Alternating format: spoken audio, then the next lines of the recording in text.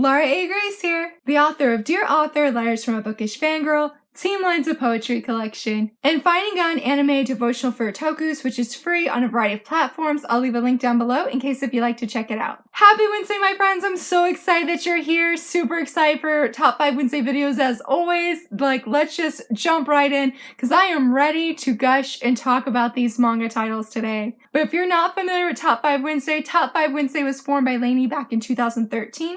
The group is now since on Goodreads, and I'll also leave a link down below if you'd like to check it out. Our current host, Alex, she creates a series of prompts for Wednesdays, and on that Wednesday, we answer those prompts, and usually they're about books, but I do it about manga, and today's prompt is called Rereads.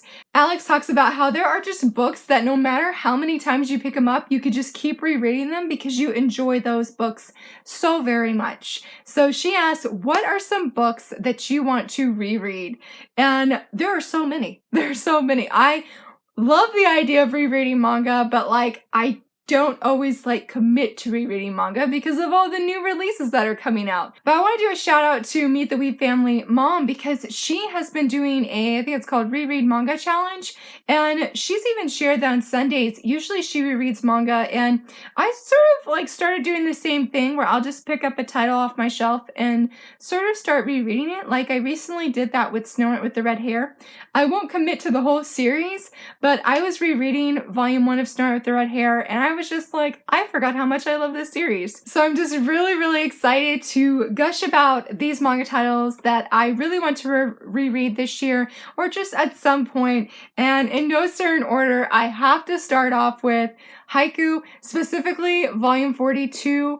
I have not actually read the whole series of Haiku at all, but volume 42 I have read 3 times. I love this volume so very much. I originally got it because I love the cover. I love Hinata on it. I just love the whole vibe of it. It is one of my favorites in the whole series, but I just find this to be my encouraging manga. That might sound weird, but there is just a really amazing scene and moments with Hinata where he just shares how it's fun to learn something new. And I feel like this year has been a bunch of learning new things.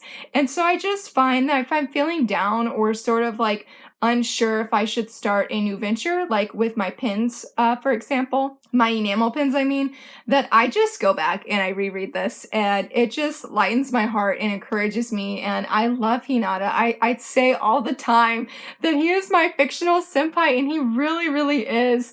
I don't care that for a majority of the manga, he is younger than me. He's just simply amazing. And it's very good, and I highly recommend it if you're well, I don't want to commit to the manga, because I totally get that. 45 volumes of manga, is a lot. And so the anime, I definitely recommend. It is just so good. So I love this volume so much, and I have it on my desk, and like I said, when I just feel down, I just pick it up and just read some of my favorite parts. For number 2, I have to bring out Play It Cool, guys. This is another series that I have reread at least twice. This is my comfort manga, or more accurately probably, is that if I'm feeling down and I need some laughter, Play It Cool, guys, has my back. It is just so fun, and it's fully colored, so that's even more awesome because I've talked about before, I am all up on that colored manga bandwagon. I finally was able to order volume 1 of My Senpai is Annoying, and I picked up volume 2 at the bookstore recently, and I'm just yes, another colored manga I can get and support. Though I'm really sad that the 3rd volume of The Girl with the Sanpaku Eyes has been pushed back. Don't know when it's releasing, but Play It Cool, guys, I definitely recommend. It's one that I love rereading. I find it literally just as enjoyable as the first time I read it. I just can't get enough of these guys and their goofs, and I was actually going to order some acrylic stands that I found thanks to Blooming Collections. I think it's Blooming Collections with an S.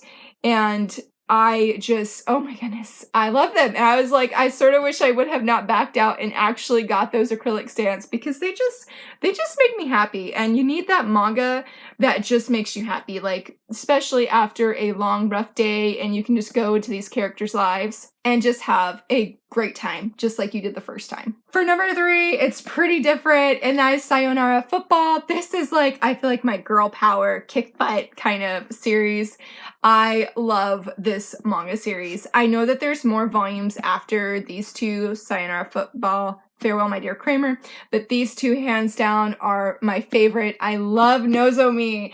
I absolutely love her, and I just love her drive and her endurance and how and her perseverance too, of not giving up on her dream to be the best soccer player that she can be, especially where she's at, where she's on a guy's soccer team, because there is no girls soccer team where she's at. And it is just so good. I love it so much.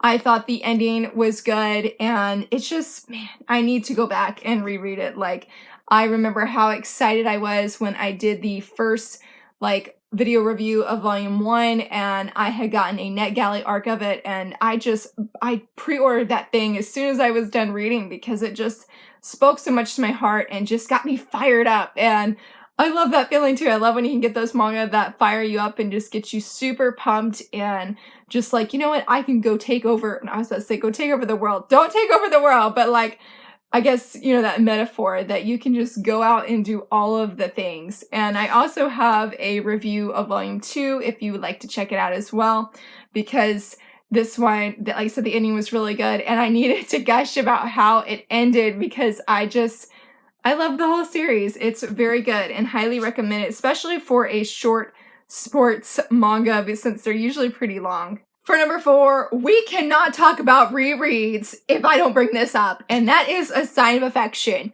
Yes. Yes, yes, and yes. Always rereading this manga. It is so good. It is so good. Definitely one of my favorite series. This would be in my top, I want to say top 3. It depends on the day. This would be either number 1 or number 2, but it is currently number 1. Man, I love A Sigh of Affection. Like, you need to read it. It's just so, so good. And I have a full, big, long ramble video right here if you'd like to check it out. It's just so good. It's so good.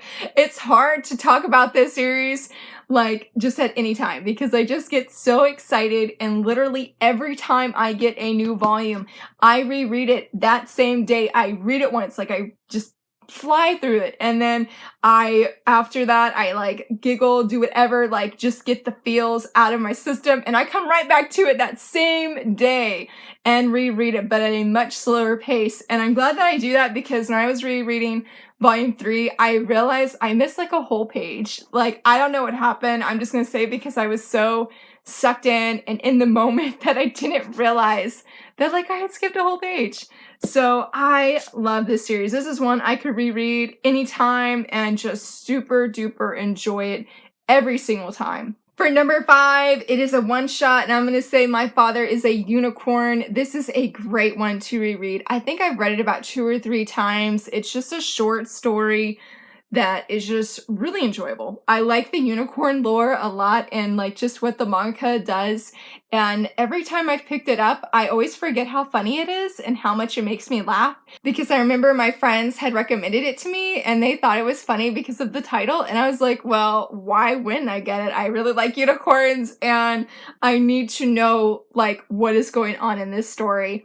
And it was so good. I totally do not regret this at all. It's a little bit banged up, I feel like, compared to some of my other manga titles, but it's just so good. And that's because mainly my daughter likes pulling it out, because I was like pulling it out long time ago pretty often just to like skim through it. So it's a really good one, especially if you're looking just for something that's shorter to read, and like I said, just a one-shot that you just need a quick pick-me-up.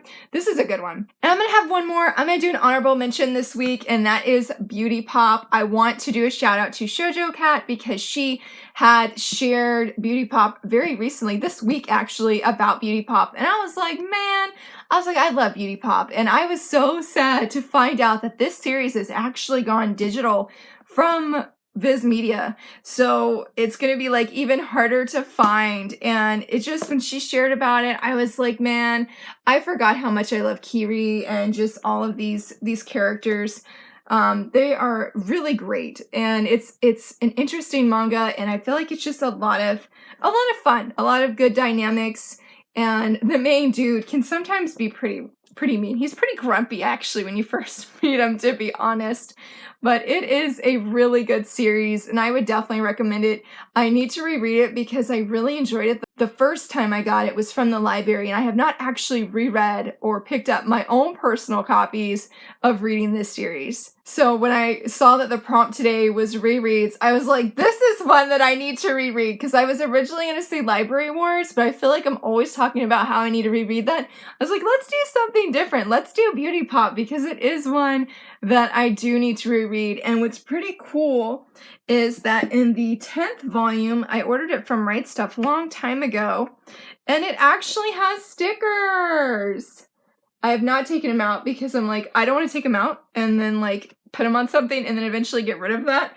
I was like, that'd be so sad. So they just sort of hang out there. And I believe that Kimi ni Todoke had one for volume 1, and I ordered the first volume from Right Stuff, but it didn't have it. And I was super disappointed because there was somebody selling the first volume on like eBay or Mercari that said they had the stickers, and I'm like, I wanted the stickers because I think it's really cool that manga used to have stickers, and totally wish they would bring that back because I love stickers. So those are all the titles that I'm going to mention today. I would love to know what are some series that you, or just one-shots that you really want to reread or that you recently reread.